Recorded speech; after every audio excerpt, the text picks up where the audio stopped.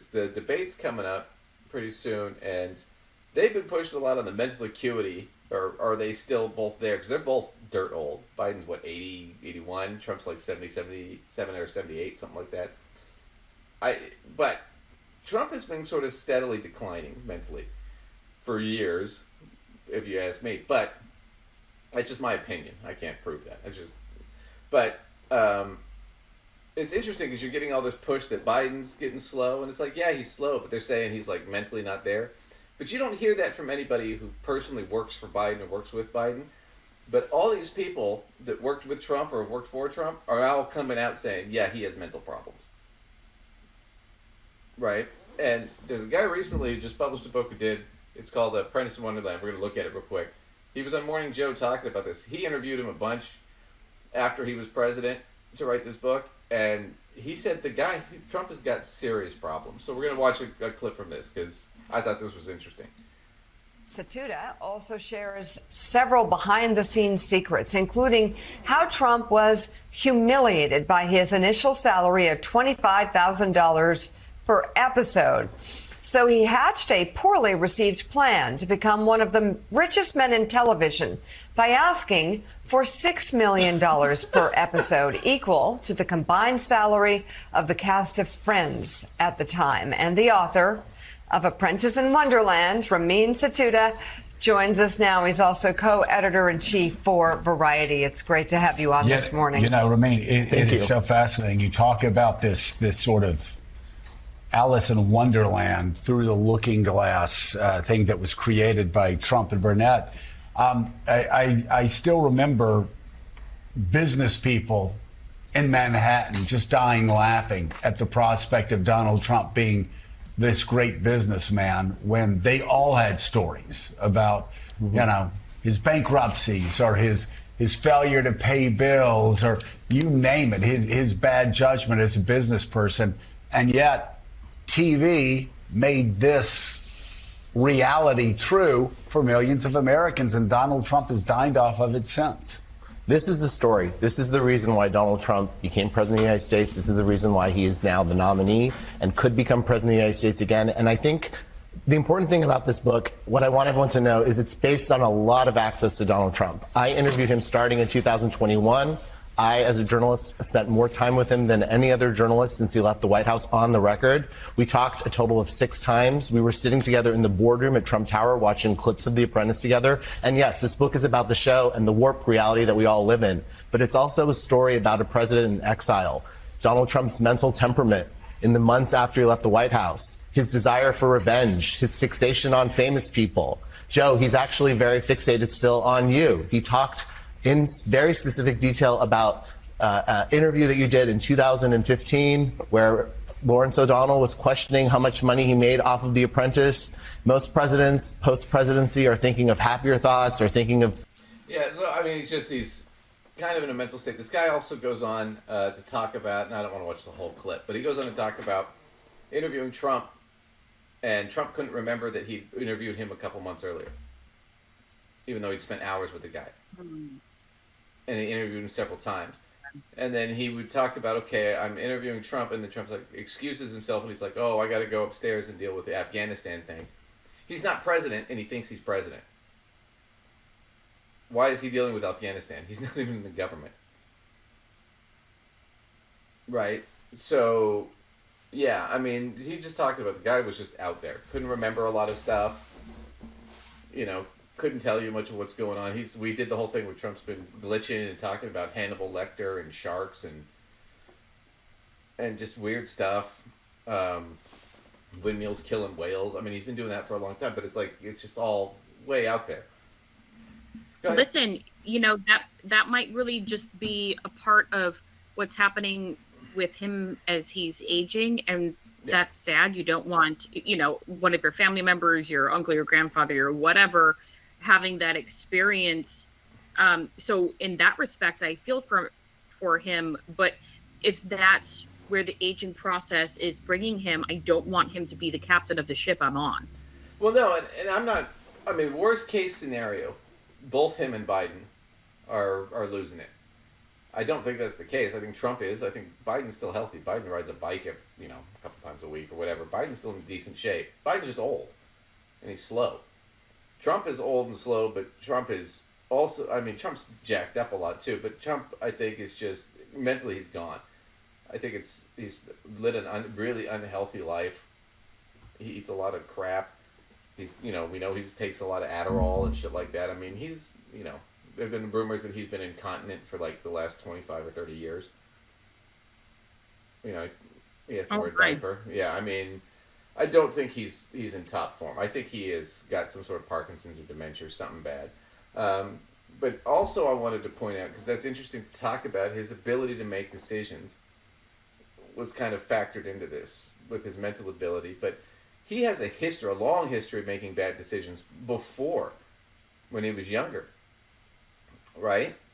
And I wanted to go into just what a worthless businessman he is. So recently, he has the stock ticker DJT for the Trump Media Company.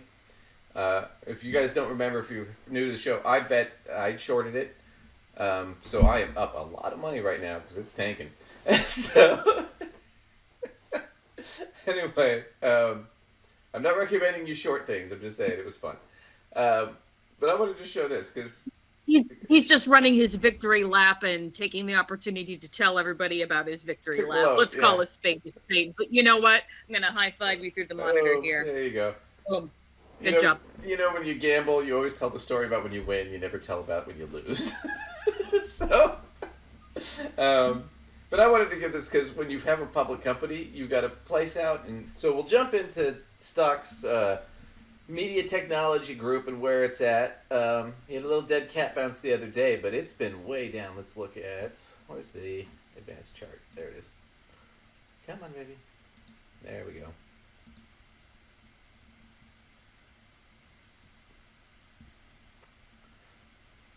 All right, so if we're looking at overall, I mean, it went way up when it first came out, and then it, boom, bottomed out and tanked. Then it came back up for a while there, and now it's back down and tanked again. And the company itself last quarter lost, they only made like $700,000 for the quarter. The CEO, Devin Nunes, is getting paid like $5 million a year, just to give you a concept of how under. But they lost millions and millions. I think it was a couple, like $200 or $300 million.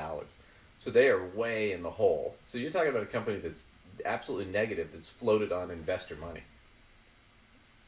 And that's all it is. So your money's going to a company that's worth nothing, which is why I bet against it.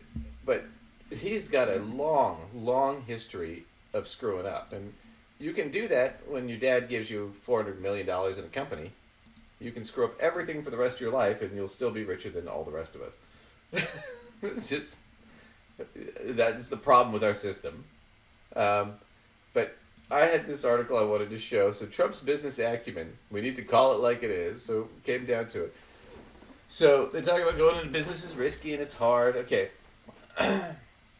So one of the most important factors required to move a business from startup to ongoing success is adequate capital, which Trump always has had because Daddy gave it to him. That means a business person must have plenty of money to sustain operations while business builds sales and revenues. If it runs out of money, it runs out of time, and the business fails. This is the first rule of business. So they talk about this, but then they go through Trump's different ventures in this whole thing, and they point out that, I mean, he's failed almost entirely. He's almost never had a success. I mean, it's very rare. They talk about Digital World stock that we just looked at. It's plunged more than 75% in 6 months. So you lost 3/4 of your money if you were an initial investor, of what your value was.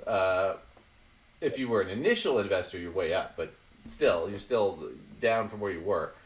Other Trump businesses have stiffed vendors before.